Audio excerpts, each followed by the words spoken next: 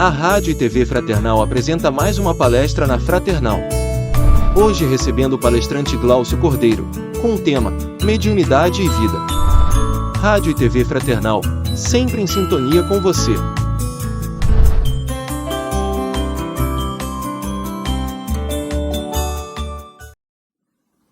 Olá, é uma alegria muito grande estarmos reunidos para podermos trocar algumas ideias e mexer com alguns conceitos que nós temos no nosso caminhar.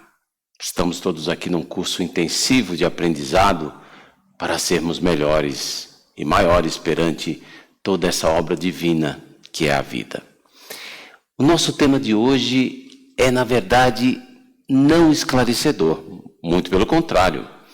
Eu pretendo trazer a todos vocês, e a mim, por que não dizer, algumas perquisições. Algumas coisas que nós temos que trabalhar e observar em nossas vidas.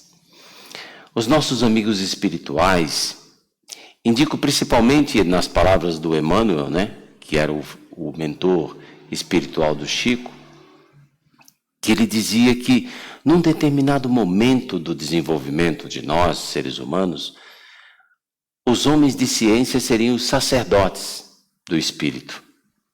Uma coisa muito intrigante e interessante, porque durante muito tempo, por conta das nossas diferenças, das nossas dificuldades de entender realmente a vida e os passos que nós tínhamos que dar rumo ao infinito, nós fechamos muitas oportunidades diante dos homens que chegavam aqui com a tarefa de desenvolver o saber, a inteligência e a ciência, porque a ciência é irmã do saber.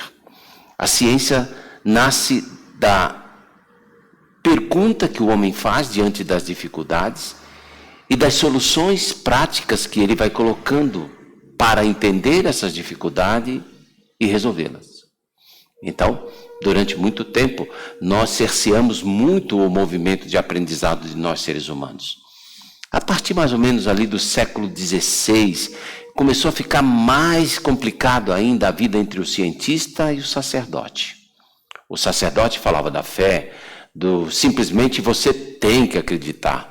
E o cientista começava a desafiar determinadas coisas. Não pode ser dessa forma.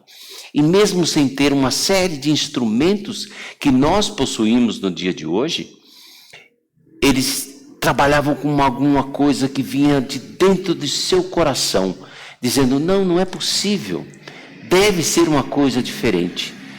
E assim foi com o desafiar do movimento dos planetas, do geocentrismo, em que nós todos acreditávamos que a Terra era o centro do universo, e começamos a descobrir uma série de outras coisas quando essas barreiras começaram a ser derrubadas.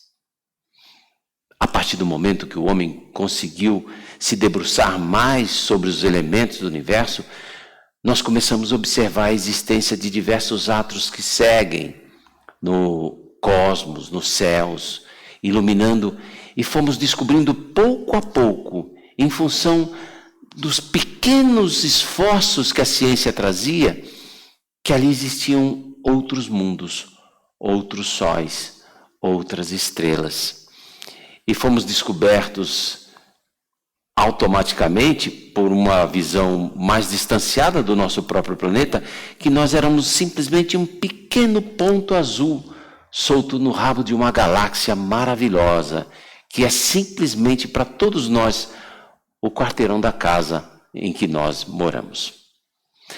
Nós fomos descobertos como seres vivos aqui dentro e achamos que nós estamos sozinhos.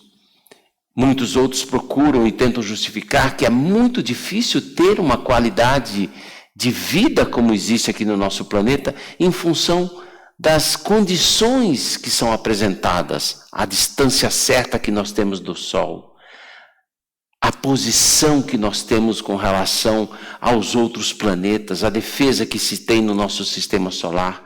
Tudo isso nós fomos descobrindo. Claro que os nossos amigos cientistas sempre se preocupavam muito mais com a mecânica e o funcionamento do universo. Algo estava muito mais preso ao que se podia dizer dos movimentos planetários, das construções dos mundos. E alguns até davam algum passo em direção à vida biológica. Diante desses enigmas que foram aparecendo, uma das coisas que o homem tenta fazer através de todas essas perquisições, todas essas análises do universo, é de que tamanho seria esse imenso lugar que todos nós moramos. É intrigante ver que eles tentam colocar na ponta da lapiseira, se é que nós podemos usar esse termo, né, os mais da minha classe, né, outros através de calculadoras, quanto pesaria o nosso universo.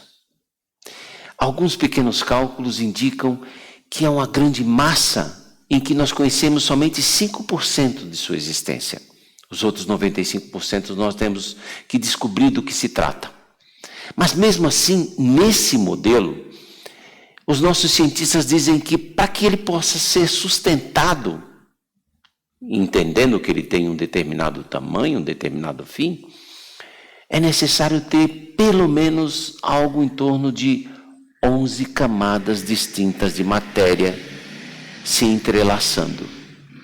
Como se fosse aquelas bolhas de sabão que nós fazemos, em que elas não estão sós, mas elas estão agrupadas umas nas outras.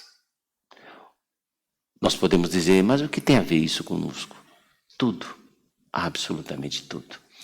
Porque ali os nossos amigos cientistas indicam, tanto quanto os nossos amigos espirituais nos indicaram nas obras de Kardec, de que a matéria se apresenta em estados diversos. E que os mundos espirituais se entrelaçam num determinado lugar. E esse entrelaçamento, ele não acontece tão somente do ponto de vista físico, no que diz respeito às matérias. E quando a gente pergunta, mas onde que ficam esses outros universos paralelos? Essas outras faces da matéria? Elas não ficam uma atrás da outra, mas uma suportando a outra, como se fossem anéis se segurando. Isso não é uma concepção tão esforçada quanto nós fizemos quando começamos a discutir o que era o átomo. A partir daí também, os nossos cientistas começaram a mergulhar num universo que não respondia da mesma maneira da matemática que nós usamos no universo mecânico. O 2 mais 2 dos nossos mundos, em determinados lugares, não é igual a 4.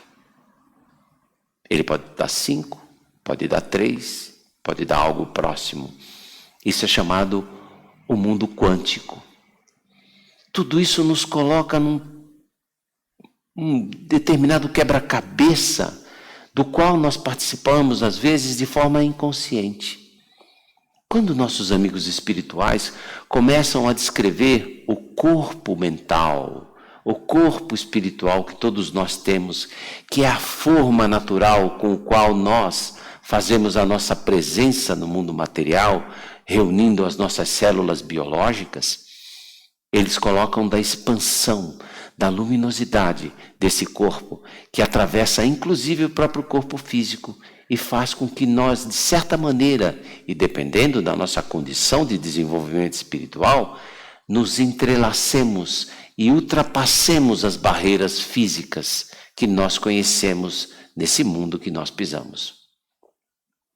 Nesse momento, nós podemos nos classificar como seres interexistentes. Ou seja, nós existimos aqui, um pedaço das nossas consciências tocam um outro pedaço do mundo material mais sutil. E alguns de nós têm uma percepção mais apurada sobre esses ambientes. São aqueles nossos amigos que conseguem com clareza ver aqueles nossos irmãos que passam em outra dimensão, do qual nós chamamos simplesmente de espíritos. Mas será que é só eles que têm essa capacidade? Vejamos algumas coisas intrigantes e interessantes, do qual nós temos que começar a pensar um pouco mais. Os biólogos começam a analisar o tipo de floresta que se estabelece em determinadas regiões, a composição dessa floresta com determinadas espécies. E o que eles vão descobrindo nas suas análises, colocando determinados aparelhos de medição de vida, de vibração, de magnetismo, eles vão percebendo que nas florestas existe um sistema estabelecido pelos próprios habitantes de lá, ou seja, as plantas, e não estamos falando ainda dos animais. As plantas, os cogumelos, as ervas, elas formam uma cadeia conjunta de trabalho em que tentam uma sustentar a vida da outra num processo de simbiose. Quando um determinado pedaço daquele lugar se torna seco ou destituído de determinados nutrientes importantes, existe uma rede de comunicação neural através das raízes, através dos fungos, através dos próprios ramificações que existem ali naquela parte, de informar isso a todos, para que possamos, de certa forma, transportar, como vegetais, como plantas, elementos que nós temos para os demais viventes daquele lugar, obedecendo, de certa forma, uma corrente de ligação magnética. O que nós vamos perceber também, que nós somos cercados por diversas correntes magnéticas, tal como acontece nesse bioma. Ela se estabelece em diversos níveis e se comunicando com diversas outras espécies.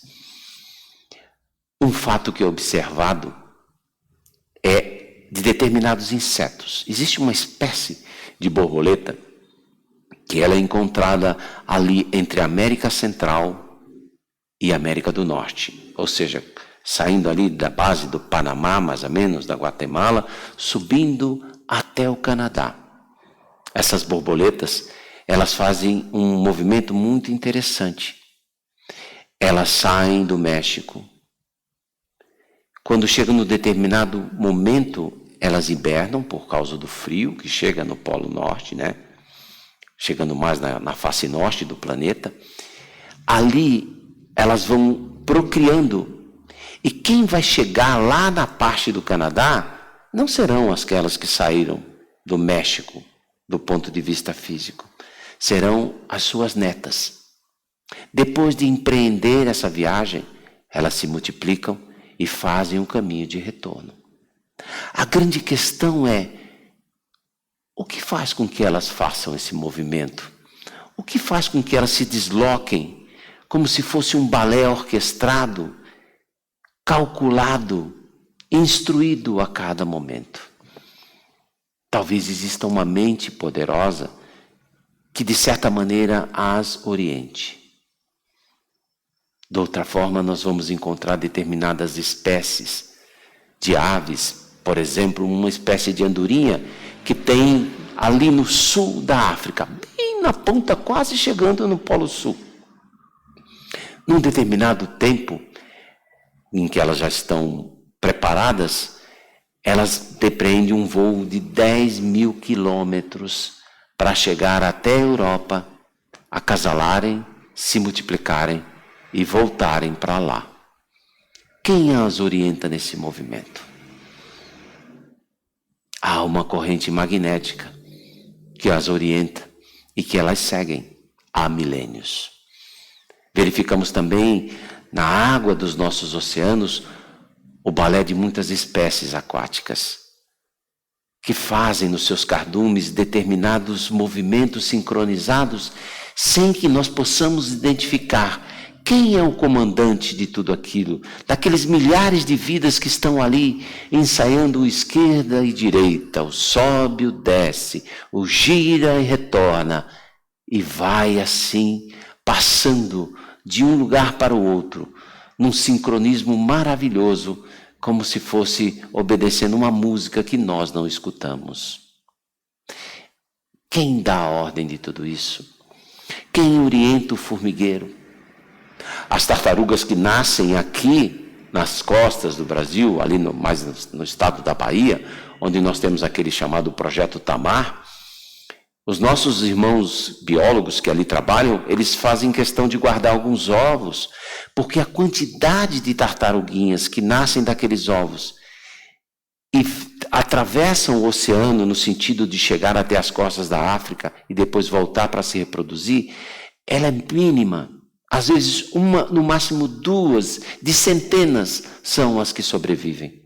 E para que mantenhamos a espécie viva, os nossos amigos interferem e fazem com que grande parte dessas tartaruguinhas sejam criadas no cativeiro e possam continuar existindo. Como que elas sabem, mesmo desagregadas, separadas de suas mães, de suas matrizes, dos seus guias, que elas têm que ir para o oceano logo no eclodir dos ovos e seguir no sentido da África, no sentido leste, e depois voltar? Será que existe uma inteligência por trás de tudo isso, comandando tudo isso?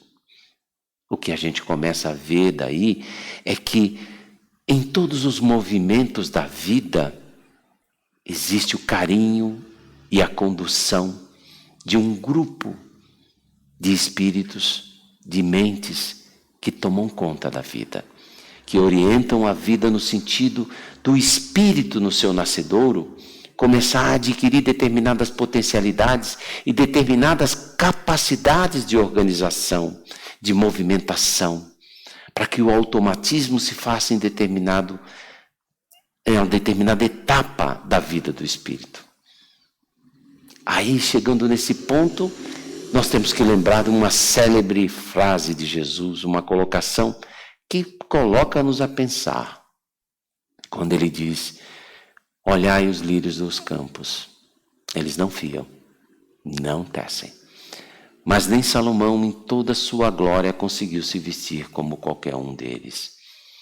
Olhai as aves do céu, elas não colhem, não ceifam, não estocam, mas mesmo assim Deus garante o alimento delas todos os dias. Se Deus faz isso com a erva do campo, que amanhã será tirada a fogo, e faz isso com as aves do céu, que dirá com vós, homens? Sim, todos nós sempre fomos e seremos tutelados por esses habitantes desses diversos graus de universos, de densidades materiais, que têm como um trabalho cuidar da nossa emancipação. E para esse processo, muitas das vezes nós somos ligados aos nossos amigos, não para que eles façam as coisas por nós. E aí é o ledo engano do processo mediúnico. O processo mediúnico, ele vem como o acréscimo da bondade de Deus, quando mais ostensivo para todos nós, para chamar nossa atenção de que algo mais existe além desse chão que nós pisamos, dessas paredes que nos cercam. Algo mais existe para que nós possamos ter a coragem, o ânimo para podermos seguir em frente. E nesse processo, toda a vida aparece mediunizada, porque há sempre alguém tomando conta de nós. Ele aparece muitas das vezes naquela voz que nós muitas vezes nos confundimos se são nossas ou se pertencem aos outros. São aqueles que nos inspiram de maneira sutil para que nós possamos alcançar os nossos próprios méritos através dos nossos esforços para fazer as coisas acontecerem de forma adequada. Essa é a parte mais sutil e mais bonita da mediunidade. É como aquele pai ou aquele avô que vigia a criança que começa a dar os primeiros passos e quer que ela ganhe força, mas que ela não se machuque, né? Mas algumas coisas são até inevitáveis nesse processo. Então nós somos tutelados o tempo todo. São aquelas vozes do silêncio que falam dentro de nós. Assim, nós nos estabelecemos, se nós prestarmos atenção, todos, efetivamente todos os seres vivos que aqui existem, principalmente nós, os homens, que temos essa consciência de que somos médiuns. E a mediunidade é parte do esquema da construção da vida. Porque da mesma forma que esses nossos amigos espirituais sempre vão estar nos dando a mão para que possamos seguir em frente, nós faremos isso no futuro, com todos os nossos descendentes, aqueles que nós hoje tutelamos, quando nós alcançarmos um nível de entendimento grande dentro de nós.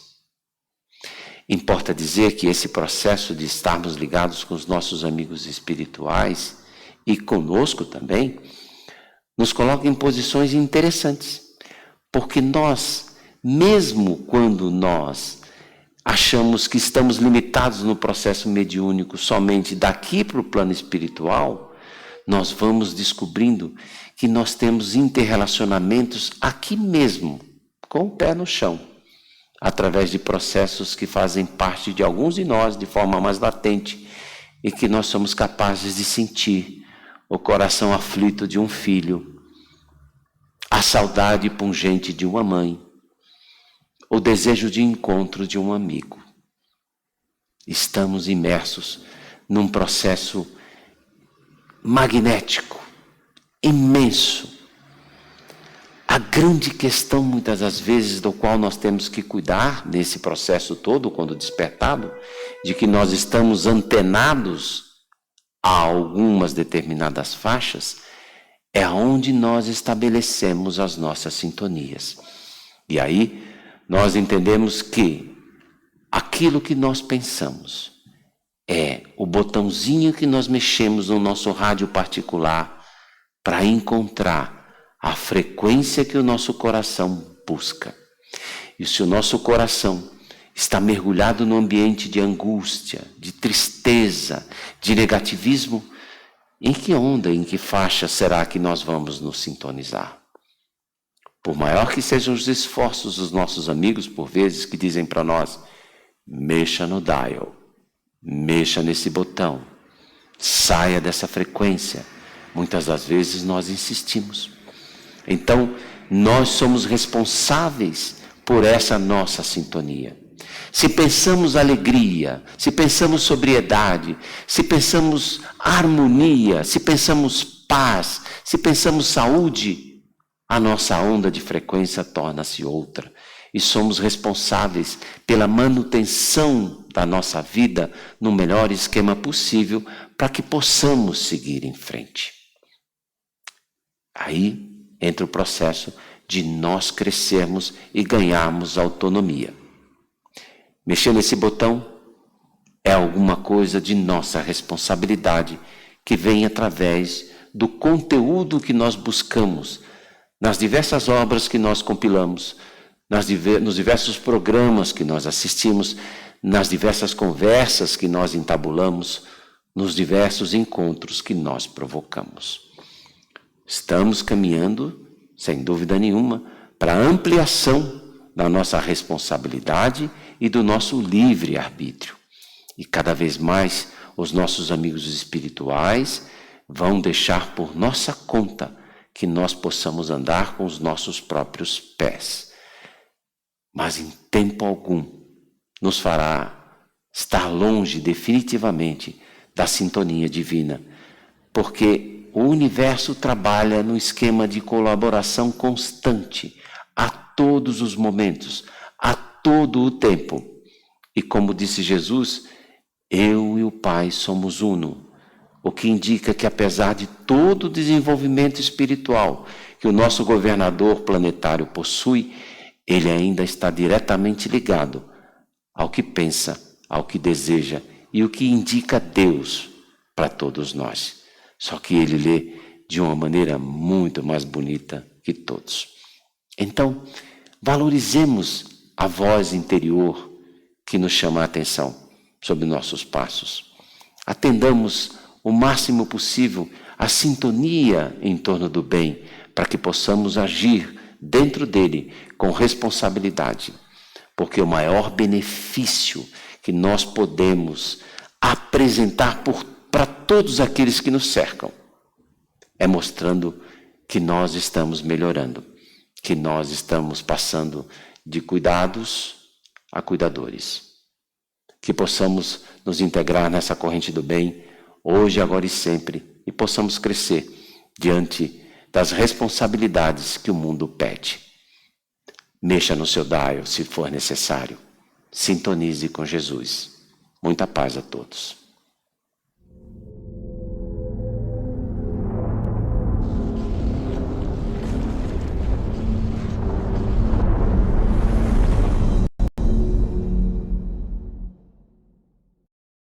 Acabamos de apresentar mais um programa Palestra na Fraternal. Sempre uma palestra diferente com temas ligados à doutrina espírita. Assista pelo YouTube, pela TV Fraternal e também no Facebook. Ouça pelo aplicativo da Rádio Fraternal e pelo site fraternal.net.br.